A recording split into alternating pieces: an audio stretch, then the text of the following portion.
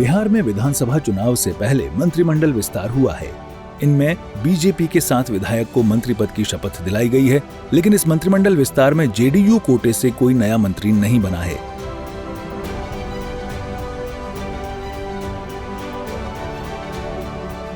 कि आपने युवाओं पर भरोसा किया है और युवा के पास क्षमता होती है, उस क्षमता का हम पूरा प्रयोग करेंगे और बेहतर हम लोग काम करेंगे। उन्होंने इस लायक समझा कि पुनः एक बार दायित्व देने का काम किया है, कम समय में ज्यादा काम करना है और इसलिए गति बढ़ाकर रखी। मिथिला पर तो देश के यशस्वी प्रधानमंत्री और आदरणीय मुख्यमंत्री जी दोनों आदमी का ध्यान है, तो इसलिए स्वाभाविक है कि हम लोग उस पर फोकस भी कर रहे हैं और मिथिला के विकास के साथ साथ ही बिहार का विकास करेंगे। हम लोग निर्वहन करेंगे और मिथिला का मान सम्मान और स्वाभिमान का प्रतीक है ये पाग और मिथिला पेंटिंग। निश्चित रूप से जो है ये हम लोग मान सम्मान स्वाभिमान और सरकार ने जो माननीय मुख्यमंत्री जी ने जो मुझ पर जो है विश्वास किया, उस विश्वास पर हम लोग जो है खड़े उतरेंगे, निश्चित रूप से काम करेंगे। देखिए, निश्चित रूप से क्षेत्र की जनता की जो आकांक्षाएं होती है, थोड़ी सी मुझे क्षेत्र में जाने में परेशानी हुई क्योंकि पूरे बिहार के कार्य को देखना है, लेकिन क्षेत्र की जनता इस बात को जरूर समझेगी। वो जरूर आज अपने आप को गौरवान्वित महसूस हो रहे होंगे कि हमारा विधायक आज मंत्री बना है, लेकिन जवाबदेही ज़्यादा बढ़ी है।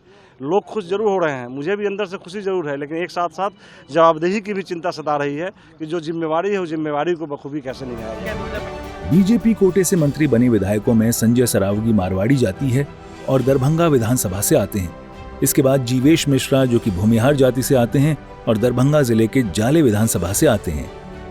विजय मंडल केवट जाति से हैं और सिकटी विधानसभा से आते हैं। राजू सिंह राजपूत जाति से हैं और साहिबगंज विधानसभा से आते हैं।